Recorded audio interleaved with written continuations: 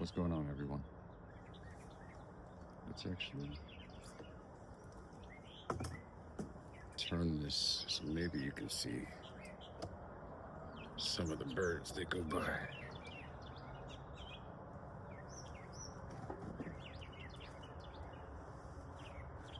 My view's a little better. Sorry.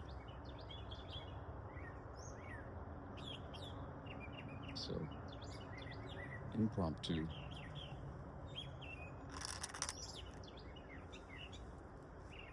Impromptu video.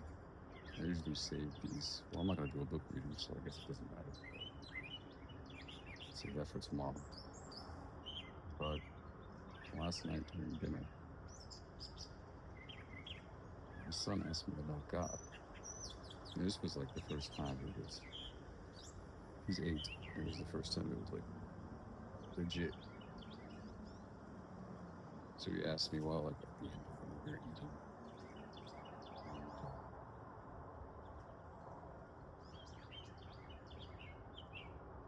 Usually, a moment like that, the kids can disappear, after dinner. But he stayed and just kept listening. He asked me if I believe in God. And he also asked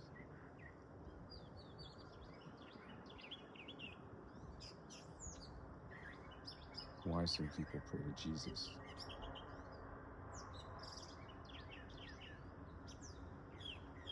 I told him I do believe in God.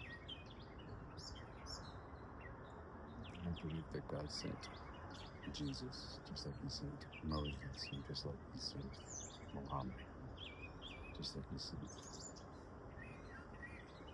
everyone else.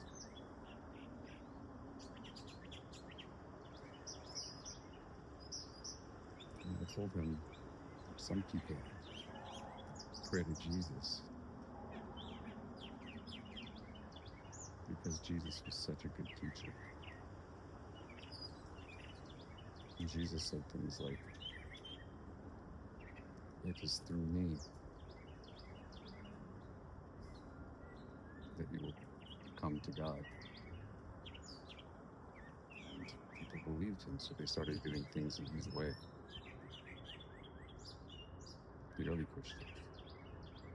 And I started talking like this to my son, and he was still just sitting there, his 8-year-old. So I kept going. So he's like, it's through me that you find God. And where he was, there was a lot of people abusing power. People called the Pharisees. And for a long time, people were doing things their way. They were charging people. Charging them a toll to get to God.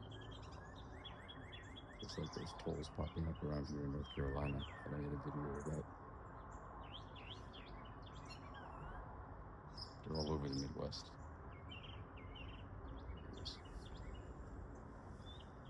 So, Jesus had kind of a beef with them. Because they were saying the same. They were saying that it's through this way that you can get to God. And Jesus had to tell people, and he had to show people that no, it's through my way. So Jesus stirred the pot, and he changed a lot of lives. He said that some people forget that Jesus prayed to God, and that in the Bible, all of the saints, prophets, all prayed to God. Moses, for example, came down and they were worshiping the golden calf, which is kind of representative because the golden calf is a baby cow.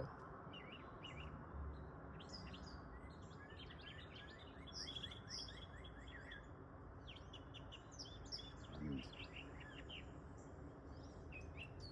instead of worshiping and praising God, They were worshipping an idol, figure, head. And that really made Moses upset. Because they missed the point. They missed the mark. They started worshipping the messenger instead of looking to God through the new lens that the messenger was only meant to provide.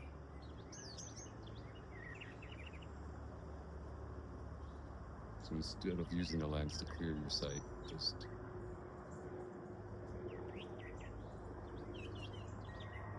miss the mark.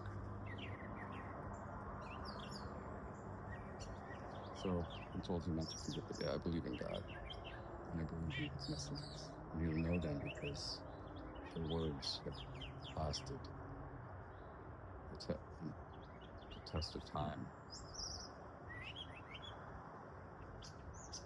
And he was still listening.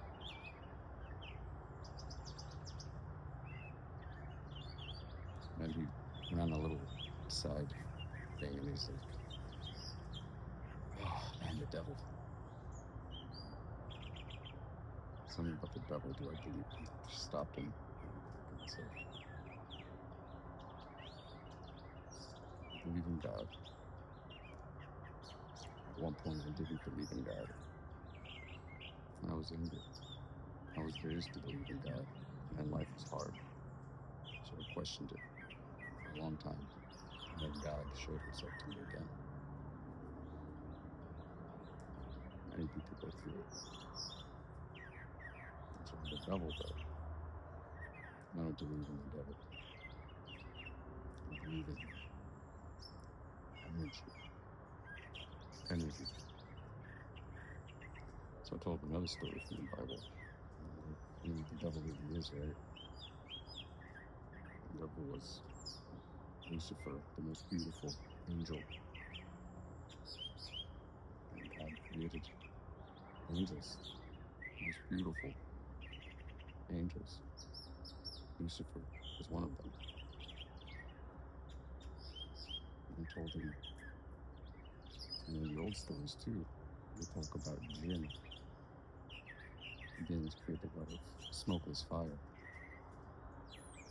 And those are just as beautiful.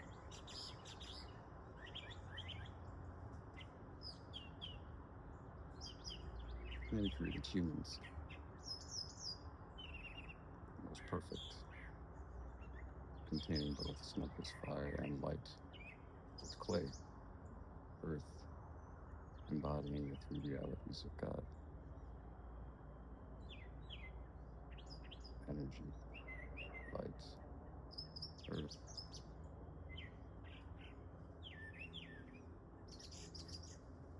And God told the others that humans were the best. And the angels, well, Lucifer, didn't like that. He loved God. God loved him. But he chose to not acknowledge the change and the growth of God's reality. God cast them out of heaven to earth. They're not real because they're just light, energy. A dark energy of jealousy, because that's what caused Lucifer, the devil, to rebel. Envy, jealousy. So that energy floats around in this world we live in. That contempt.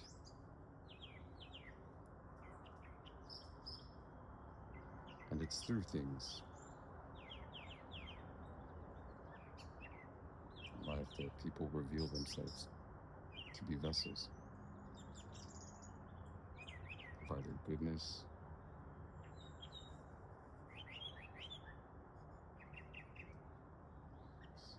or of the fallen.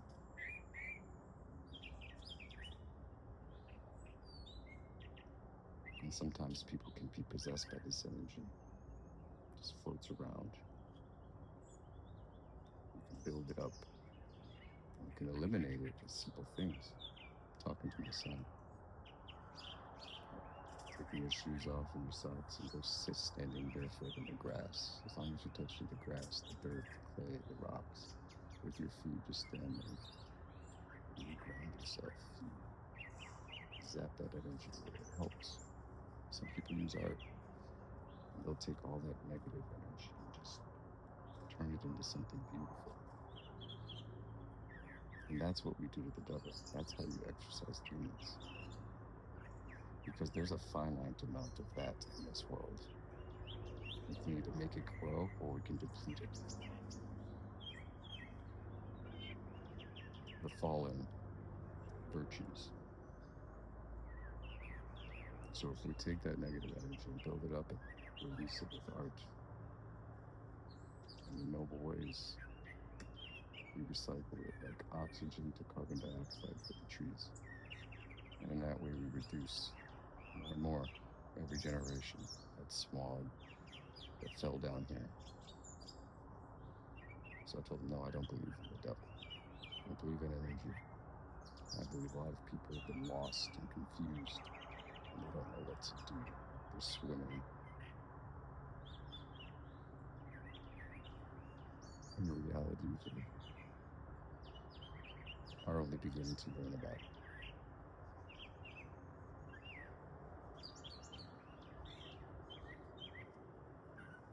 And I thought that was really deep because he sat there like this when Daddy was rambling. And he listened.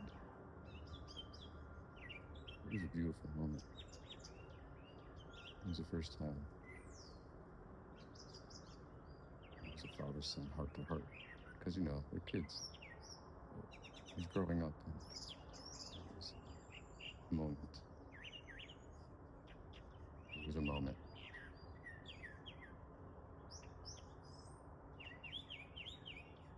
Anyways, I'm going to do a book reading tomorrow. Thanks for watching.